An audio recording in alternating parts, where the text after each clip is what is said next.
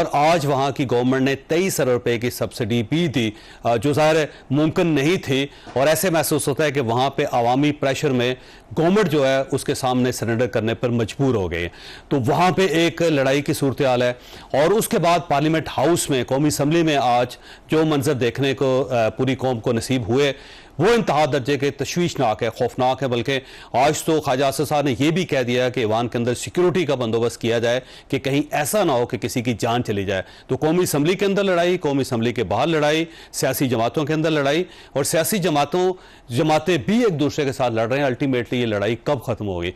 और इसके साथ साथ आज एक खबर, उमर अयूब साहब ने कहा कि हर अदारे को लिमिट्स में रहना चाहिए, और साथ ही इमरान खान साहब ने जेल में कह दिया कि मैं आर्मी चीफ को खत लिखना चाहता हूं। तो ये लिमिट्स जो है वहां तक कैसे चलेगी, ये भी एक सवाल है जो हम आज के शो में डिस्कस करेंगे। हमारे साथ तशरीफ रखते हैं सेनेटर इफनानुल्लाह खान साहब, पाकिस्तान मुस्लिम लीग नून के साथ इनका ताल्लुक है। शुएब शाही साहब पाकिस्तान तहरीक इंसाफ से ताल्लुक रखते हैं, और शर्मिला फारूकी साहिबा पाकिस्तान पीपल्स पार्टी से ताल्लुक रखती है। शर्मिला साहब, ये फरमाइएगा, ये जो कौमी असम्बली, क्योंकि आप बराह रास्त कौमी असम्बली से आई, ये जो वहां पर जो सूरत हाल है कोई ज्यादा तशवीशनाक थी, क्या था? जी शुक्रिया चौधरी साहब। देखिए, कौमी असम्बली के अंदर शुरू दिन से जो सिचुएशन रही है वो बहुत कशीदा रही है।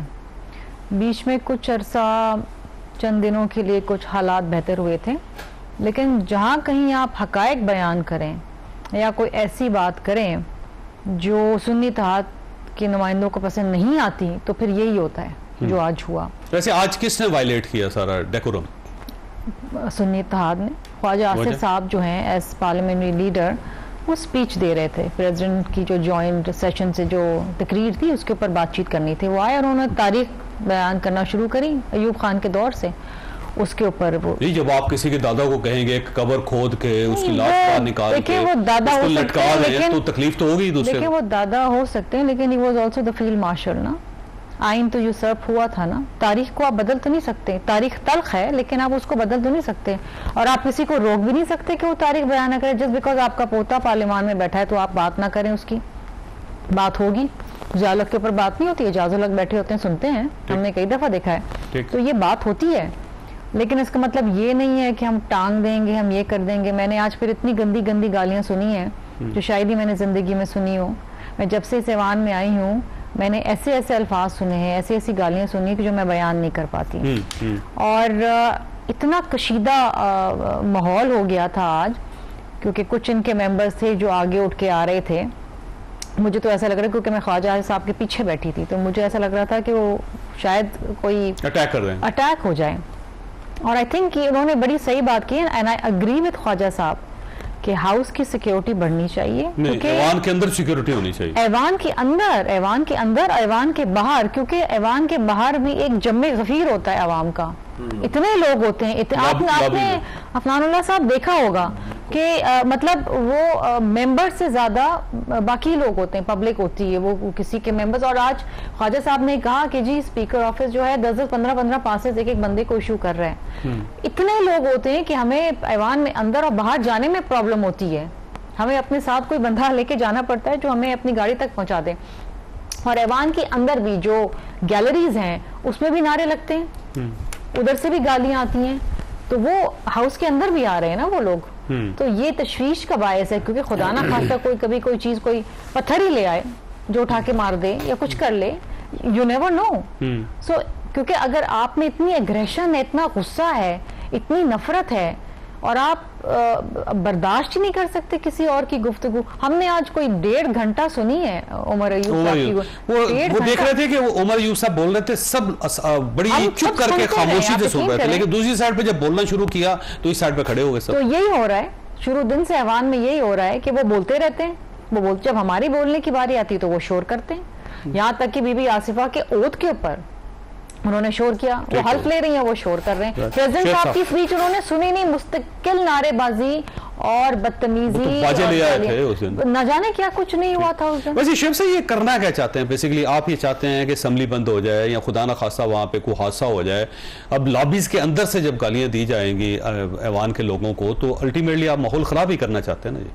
देखें, ये बात तो नहीं बताई ना कि किसने माहौल ख़राब करने की कोशिश की। माहौल तो ख़राब करने की कोशिश की पहले ख्वाजा आसिफ ने। अगर ख्वाजा आसिफ की नीयत दुरुस्त हो, पहली बात तो यह है कि ख्वाजा आसिफ वैसे उमर अयूब साहब तकरीर कर रहे थे, वो 1.5 घंटा उन्होंने की अच्छी बात हमने है, उनको सुना, खामोशी से सुनी। ख्वाजा आसिफ की बात भी सुननी चाहिए। आर्टिकल 6 देखें, ख्वाजा आसिफ पहले खुद अपने आप को बताए, ख्वाजा आसिफ कठपुतली है। ख्वाजा आसिफ इस वक्त रिहाना डार से हारा हुआ कैंडिडेट है, सबको पता है। पहले उसके उस्मान डार को उठवाया, फिर उमर डार को उठवाया, फिर रिहाना डार को कई दफ़ा उसने जेलों में डलवाया, उसको अगवा कराया, मगर जब आखिरी दफ़ा वो जीत गई उसके बावजूद उसका रिजल्ट तब्दील कराया गया।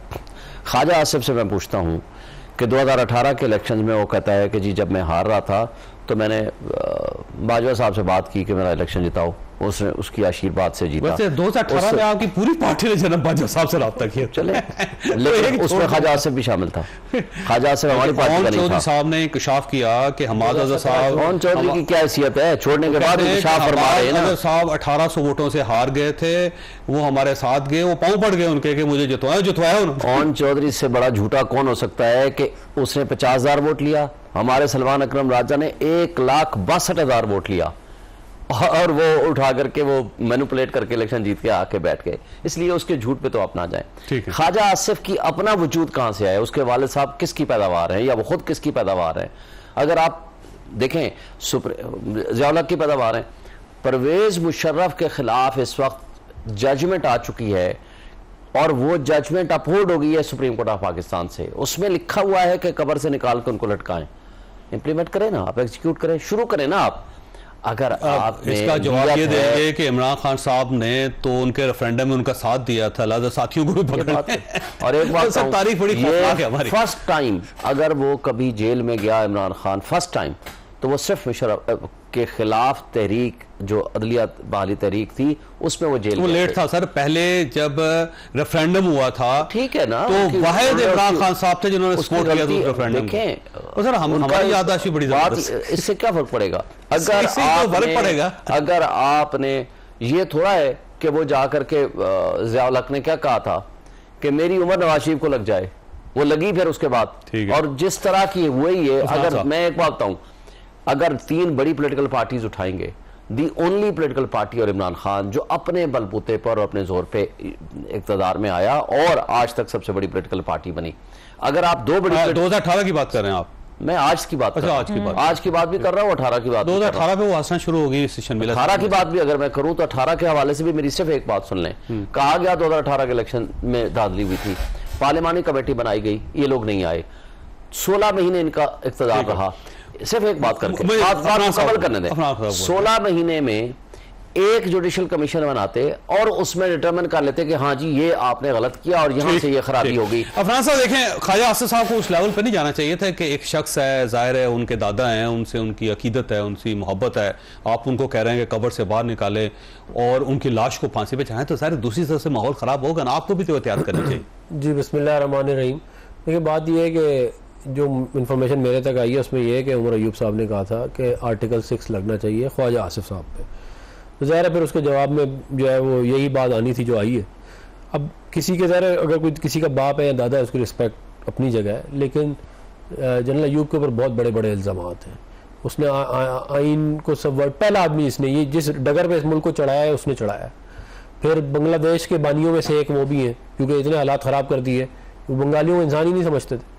उन पर लियाकत अली खान ने कत्ल का क्या कहते हैं इल्ज़ाम है, फातिमा जिन्ना के कत्ल का इल्ज़ाम है, फातिमा जिन्ना को इलेक्शन हराने का इल्ज़ाम है। तो ये इतने संगीन इल्ज़ाम जिस इंसान के ऊपर हो, ठीक है दादा भी है, हम कर उस रिश्ते की ज़रूर इज्जत है, लेकिन जो ये करोड़ों लोगों के हकूक मारे गए, जो लाखों लोग कत्ल हुए इनकी वजह, इनके कारनामों की वजह से, उसका भी तो कोई जिम्मेदार है कि नहीं है? कितनी बेचारी खवातीन की इज्जत जो है वो उधर बांग्लादेश में। तो लेकिन आपकी 5वीं गवर्नमेंट है, तो आप कोई कानून बना दें। आज जनरल परवेज मुशर्रफ साहब को कहें कि वो आज से फील्ड मार्शल नहीं है और वो पहले आदमी है जिन्होंने आइन ये सब कुछ हो सकता है। देखिए हमने परवेज मुशर्रफ के खिलाफ हमने ही केस किया और फिर हमने उसकी सजा भी भुगती। बात ये है कि सिर्फ कह देना तो बड़ा आसान काम है ना, लेकिन उसके ऊपर अमल दरामद करना और उसको करवाना बहुत डिफिकल्ट काम है। अब मेरे वाले साहब ने तो ज़िया-उल-हक के दौर में भी जेल काटी है, तो लेकिन ठीक है बहुत सारे लोग जो है वो मुख्तलिफ टाइम पे जो है वो उनका रहा है कुछ ना कुछ, लेकिन ये सिलसिला ख़त्म तभी होगा जब तमाम मेजर पॉलिटिकल प्लेयर्स ये फैसला कर लेंगे कि ये मजीद मामला नहीं चल सकता, और ये जब तक ये फैसला नहीं होगा ना, ये फैसला हो गया था एक दफ़ा 2007 में COD में, चार्टर डेमोक्रेसी में, लेकिन बदकिस्मती से जब इमरान खान को इस्तेमाल किया गया, उन्होंने आगे वो सारा का सारा जो गेंस थे, डेमोक्रेटिक गेंस, वो सारे ज़ीरो कर दिए। और ये जो अभी बात कर रहे हैं इलेक्शन वाली, ये सिलसिला शुरू 2018 से, ये वाला जो किस फरमाइशी फ़ोन करके रिजल्ट चेंज करवाने वाला, मतलब कमाल।